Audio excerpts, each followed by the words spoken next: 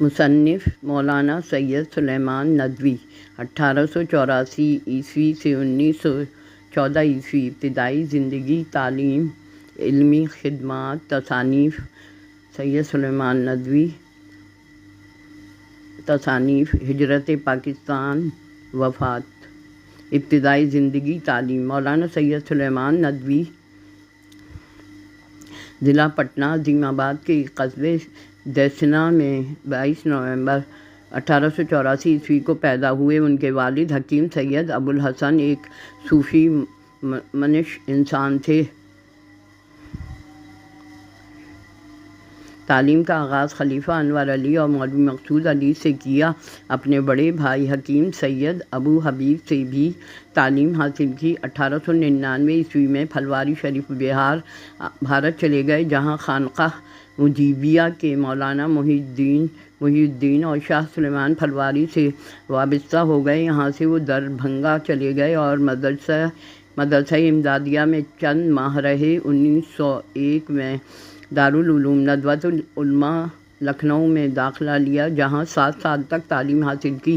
1913 میں دکن کالج پونا میں معلوم الاسنا مشرقیہ مقرر ہوئے۔ انہیں تاریخ اور ادب سے گہرا لگاؤ تھا۔ انہوں نے سیرت، سوانح، زبان و ادب کے مسائل پر تحقیقی کام کیا۔ وہ ایک بلند پایہ عالم، مورخ، مصنف اور مدبر تھے۔ ان کو شعر و سخن سے بھی شغف تھا۔ شعری مجموعہ ارمغان سلیمان کے نام سے شائع ہوا۔ 1940 میں علی گڑھ مسلم یونیورسٹی نے انہیں ڈاکٹریٹ کی اعزازی سند عطا کی۔ ان کی خدمات کے اعتراف میں حکومت پاکستان نے انہیں نشان سپاس سے نوازا۔ علمی خدمات۔ عالم اسلام کو جن علماء پہ ناز ہے، ان میں سید سلیمان ندوی بھی شامل ہیں۔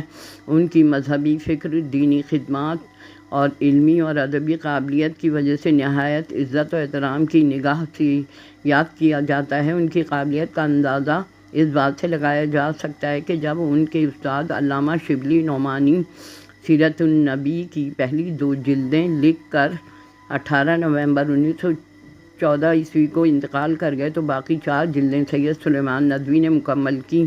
یہ ایک ایسا کام تھا جس میں تحقیق اور مہارت کی ضرورت تھی، جس کو بلا شبہ انہوں نے خوبی سے نبھایا اور اپنے شفیق استاد کی وصیت پر ہی دارالمصنفین اعظم گڑھ قائم کیا اور ایک ماہنامہ معارف جاری کیا۔ تصانیف: سیرت النبی، عرب و ہند کے تعلقات،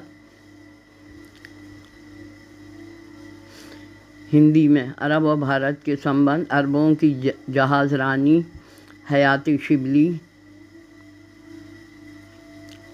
رحمت عالم، نقوش سلیمان، حیات امام مالک، اہل السنہ والجماعت، یاد رفتگاں، سیر افغانستان، مقالات سلیمان، عمر خیام، دروس الادب، خطبات مدارس، عرض القرآن، ہندوؤں کی علمی اور تعلیمی ترقی میں مسلمان حکمرانوں کی کوششیں، بہائیت اور اسلام، سیرت عائشہ، خواتین اسلام کی بہادری، ہجرت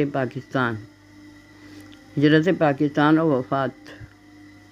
تقسیم ہند کے بعد سلیمان ندوی نے جون 1950 میں پاکستان آنے کا فیصلہ کیا۔ ہجرت کے بعد وطن عزیز کے لیے آپ نے جو کارنامہ انجام دیا وہ پاکستان کے دستور کا اسلامی خطوط پر ڈھالنا تھا۔ اس حوالے سے مختلف مکاتب فکر کے علماء کے ساتھ مل کر آپ نے دستور کے رہنما اصول مرتب کیے۔ پاکستان آمد کے بعد سید سلیمان ندوی زیادہ عرصہ زندہ نہ رہے اور 1953 میں کراچی میں وفات پائی۔ آپ کی نماز جنازہ مفتی محمد شفیع نے پڑھائی تھی۔ ان کی تدفین اسلامیہ کالج کے احاطے میں کی گئی۔